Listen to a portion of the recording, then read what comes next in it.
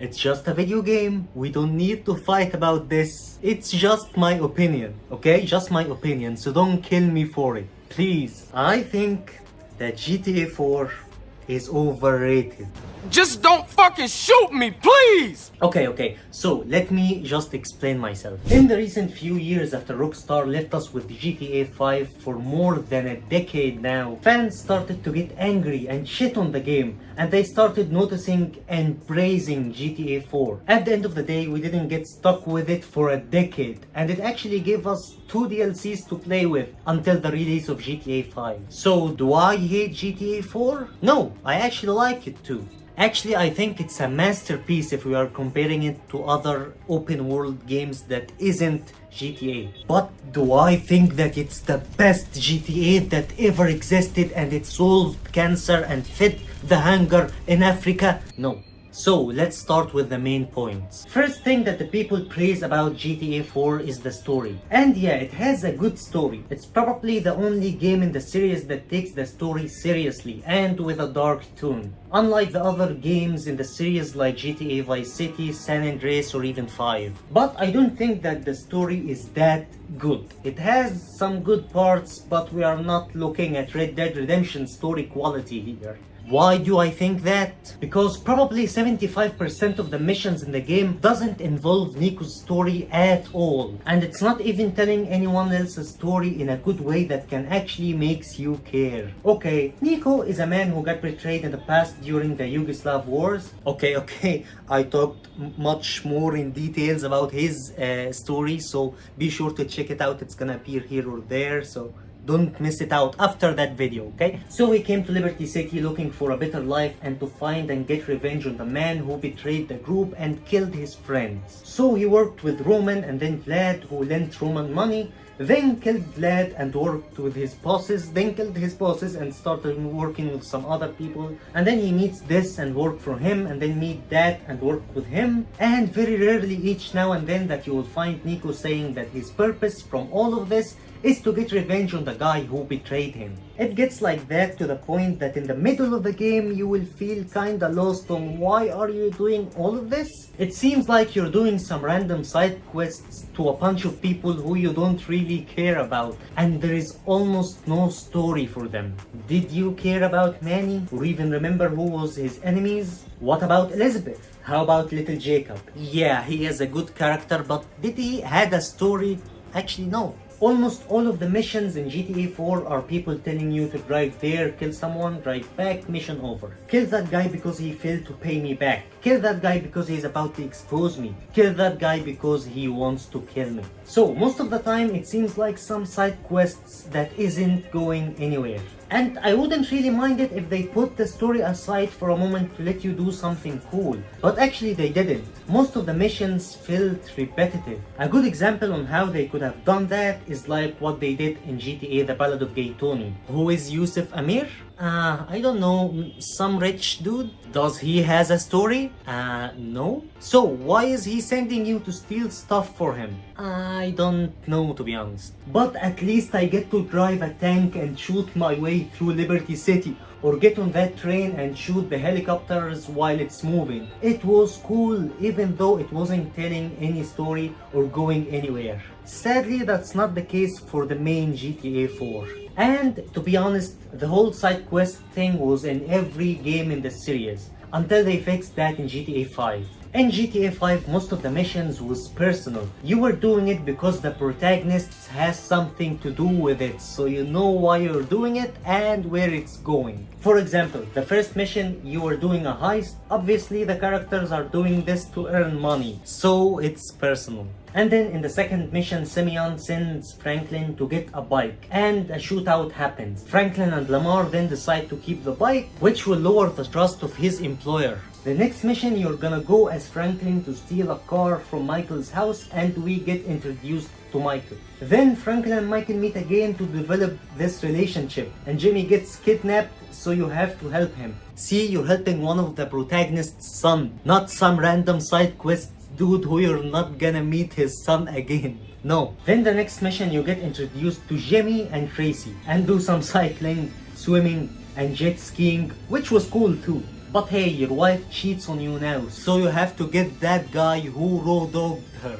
And then you destroy his house only to find out that it's some crime boss's house, so now you need money. So you go meet your old pal Lester to help you with doing a heist, and then you do a great mission. Okay, that one was actually so boring, but at least you get to blow Mark Zuckerberg's face, so I guess that's something, right? Okay, that's a joke. And then you do some setups to make you feel how big the upcoming mission is, which is the heist. And then they do it successfully, and finally now you have some money to actually buy things. Not like in GTA 4 where you can't use the money, but we will get to that later. And then you start playing as the third protagonist, Trevor. He smashes the head of the previous protagonist and then fight your previous gang because he fucked the leader's woman. But now the missions are in a new area, in the desert, in an open space, and then he goes to snipe some of them and get to lay on the wing of the plane and shoot everyone, which was cool as fuck. And then you get introduced to flying. Learn to fly. Learn to fly. And also he is sending his guy to find the second protagonist, which is Michael. See, I could keep going through the whole story and you will find out that almost all of the missions are done because one of the protagonists has something to do with it in a way or another. So the whole story seems personal. But what makes it truly sad is that in the beginning of the game, they managed to make some of the missions personal. But for some reason, they couldn't keep it up the same way through the whole game. What I mean is that I enjoyed the first part a lot. The part where you meet Roman. He is a likable guy, but some people shits on him, so you'll have to stop them. And then you work with some Russian guy who wants to steal Roman's girl, and then Niko clashes with him for Roman, and then chase him and kill him. I mean, this one is probably my favorite mission in the whole GTA 4. And there is nothing crazy happening in it. Just drive to that location, fight bodyguards, and then chase Vlad and shoot him. He's not even fighting back. But still, it was an amazing mission because I felt connected to the characters. I know how Roman feels and know how Niko feels. I get why Niko's angry for his cousin and why Roman is angry but still scared to take action. And he tries to solve it with the less consequences possible. And I know that Vlad thinks that they are small time and that he is connected, so he is allowed to fuck with them with no consequences. But Niko had to prove otherwise. It was awesome, and if you didn't get goosebumps while playing that mission, you're not a human. I can guarantee you that. But as I said, it's only that quality in the first part of the game and some small parts here and there after that. Even in one of the missions in the game, the Bank of Liberty City heist, you literally didn't even plan for it or even knew that it was happening. Niko just went to the apartment of the McCrearys. They told him, hey, we are robbing a bank. You in or not? He said, I'm in. And that's it. Yeah. That's it. But still, I like that mission because it was fun. But I can't say the same about a large amount of the missions in GTA 4. To the point when I played that mission where you jump on top of the truck and then try to move to the front of it, I said, finally I'm doing something new. Rather than drive here, kill that person, drive back, etc. But Ziad, what did you expect? He is a hitman, so this is how the story should be because it's his job to just kill people. Yeah, but at least you could have made an interesting story revolving around it. I can't think of an example from a Rockstar Games game, so I'll use The Witcher for that. After all, he is too a killer for hire, but he's killing monsters rather than humans. I'll make it fast because I know most of you might not be relevant with the game. So in the game, in one of the quests, a man named the Bloody Baron asks you to find his daughter and his wife. If it was GTA 4, he would have told Niko to go there, find his wife. Niko would have gone there, find his wife, and the mission's over.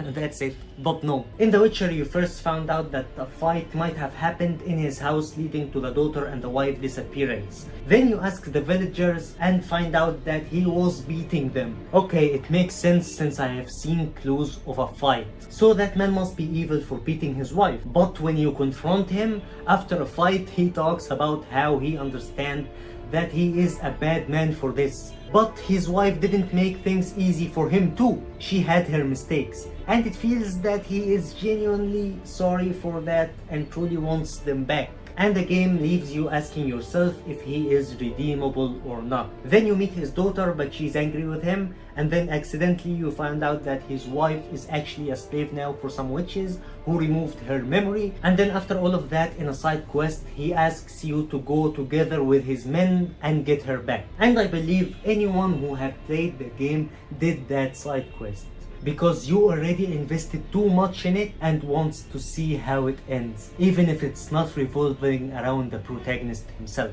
So it was totally okay to put the protagonist's story aside for a moment if you're gonna tell another good story. But the same can't be said around GTA 4's stories. I hope I have made my point on why I don't think that the story is that great as the fans describe it is. Yes, it has its good moments, but not that good quality story or something like that. No, to be honest. So I have talked more than enough about that, so let's not waste more time on that. So second thing they praise is the gameplay, that it was so good that GTA 5 didn't live up to. And yes, some of the mechanics were better, like the ragdoll physics for example. It's fun, and the fighting is better than GTA 5. But to be honest, GTA 4 doesn't have that crazy ass fighting. I mean, look at Bully, a game that was released 2 years before GTA 4. The fighting was awesome, but somehow in GTA 5 they managed to make it even worse than GTA 4 for some reason. And you have probably seen the videos where they compare GTA 4 with GTA 5, and GTA 4 always wins, always. But they use something called cherry picking, which is only choosing the things that will aid your point of view and completely avoid and ignore the other points. For example, if you shoot the tire in GTA 4, it will shrink slowly, but in GTA 5 it will suddenly shrink. So GTA 4 is more realistic. In GTA 4 you can pick up things from the ground and throw it at people. So GTA 4 is more realistic. Bro, do you know how much things in GTA 5 that actually isn't in GTA 4?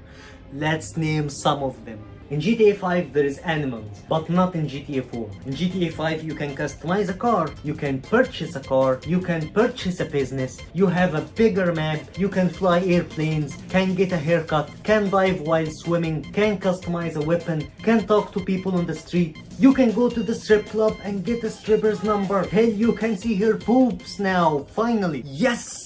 Anyway, I can go forever on the things that you can do in GTA 5 that isn't in GTA 4. Hell, I can go with a lot of things that was in San Andreas that isn't in GTA 4. And actually, it's one of the points that I want to talk about. In 2004, GTA San Andreas was released, and then they released 2 GTA games after that to make some money until they released the next big GTA, which is GTA 4, released in 2008. It was way more realistic, improved graphics, improved animations, more serious story, etc. But to my surprise, a lot of what made San Andreas unique was removed. You can't customize the character as freely as you could in GTA San Andreas. Looking like a player now, dog. Haircuts was removed, all the clothes look similar. Nope, can't put a tattoo, because you know what? You won't be able to see it anyway. Remember the gym and the fact that you can get muscular training in it? Yeah, that is removed now. Do you remember that eating makes you fat and not eating makes you thin? Removed. Okay, if I'm not gonna customize Niko, so let's customize a car. Nope, you can't do that now. Remember the skills where when you do something so much, CJ gets more skilled in it? For example, if you use the specific weapon a lot, he will reload it faster and even use 2 of them at once. Removed. Remember the cycling? No more of that. Airplanes? Done. Bye bye. I don't know if I missed some things, I'm sure I did, but overall there was some downgrade in a lot of aspects. quests. Another thing that is really wasn't good at all is that in GTA 4 money is almost useless. You don't need it, like at all. To the point that you won't even look at your money while playing. And as I told you, most of the missions that looks like a side quest, the only thing Niko gets from it is money. But money is useless in the game. Hell, in Vice City, money was more important than that. At least you get to buy businesses. Oh, I was about to forget the driving in the game. And before you say anything, I can drive in the game. Okay, seriously, I know how to drive in the game, okay?